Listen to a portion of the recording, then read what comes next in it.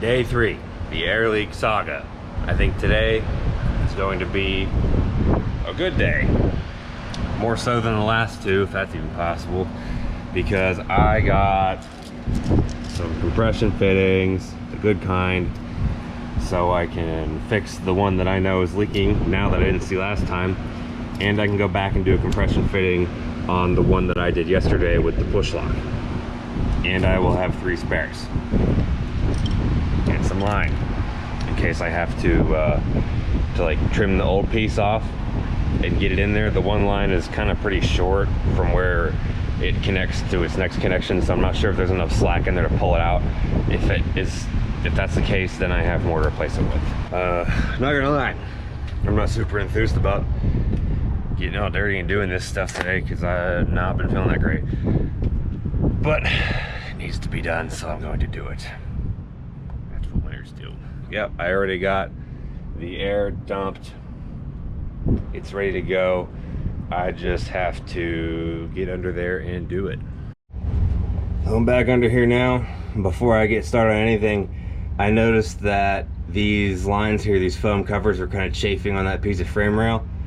So I'm going to fix that before they rub through and start leaking. I'm not even sure exactly what they are, but playing the preventative maintenance game.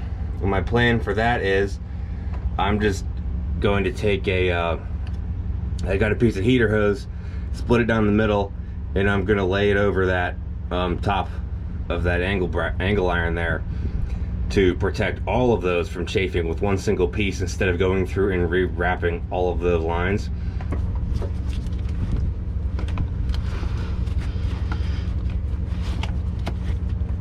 Boom. Okay, now I can go in and do what I came here for.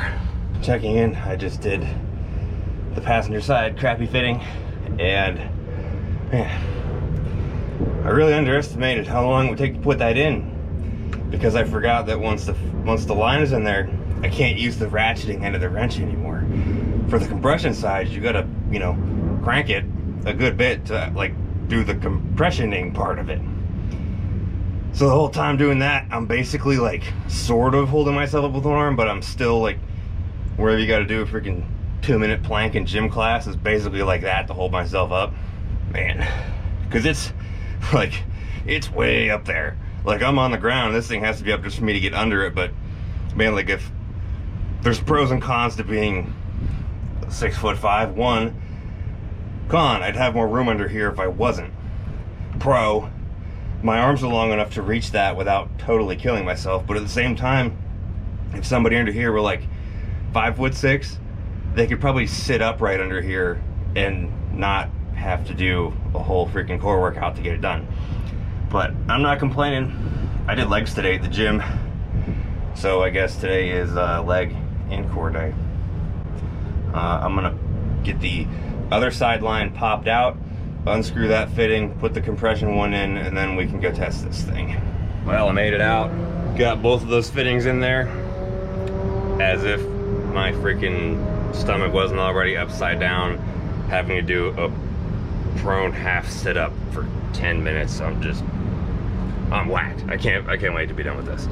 I wore gloves today because it took me forever to clean my hands yesterday, but the thumb ripped off, so my entire hand would have looked like this had it not been for the glove, but it's still all over my arms, and I wore a shirt with sleeves today to keep the crud out of my armpits and off my back, so that did help.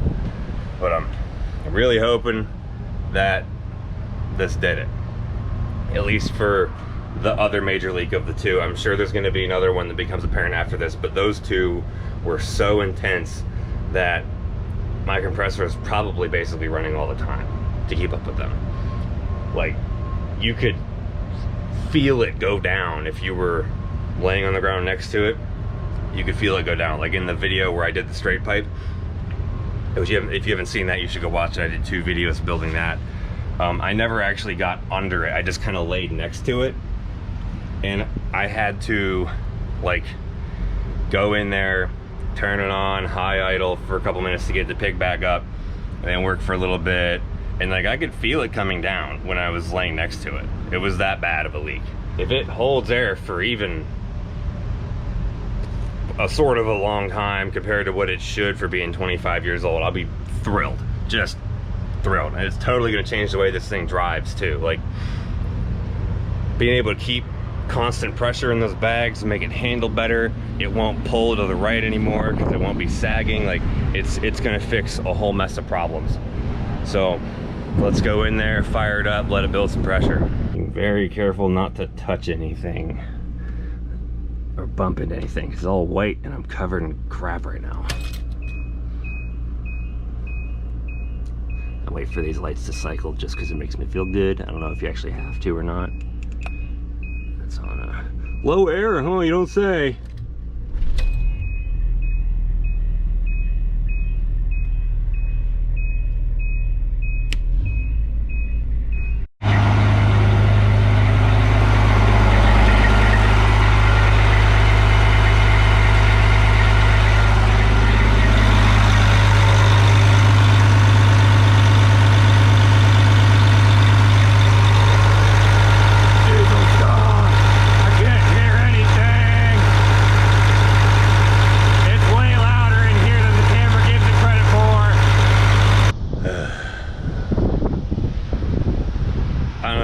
But this is not like the face of a man who fixed anything.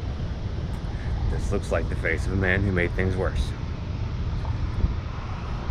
On the fitting that I fixed yesterday, that was fine. It was fine. It was fine. I put the compression one on there, and now the fitting behind that leaks. The brass one that goes like, it goes like tank, weird adapter, compression fitting. The weird adapter is leaking, and I think I probably cracked it when I was tightening the other one. I have a tendency to over tighten things sometimes because I forget that my tightening strength is far beyond the average person that things were designed to be put on by, and I break things sometimes. But like, dang, it was fine, and I screwed it up. I have a question. If you built the dang tank, why don't you just put the bung in it for the right size thing? Why do you need an adapter? I don't get it. Why is that like that? Whatever, let's repeat the process of dump everything, take that out, go to the store, get another one, or get freaking 16, or just buy the whole dang store so I don't have to keep going there. The most random stuff, just like, this is air leak life. It'd be like that sometimes. I really, really, really want to just say screw it. Do it tomorrow. Because I need groceries. But I am not a loser. This has gone on for 3 days now. I need to get it done. So I'm going to get it done. I don't know if you can see that, but I can see it, and it's cracked.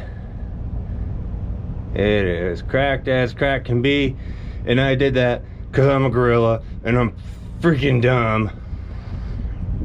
You picked it up in broad daylight and you quacked it. If anybody knows what that's a joke from, leave a comment, because that movie is hilarious.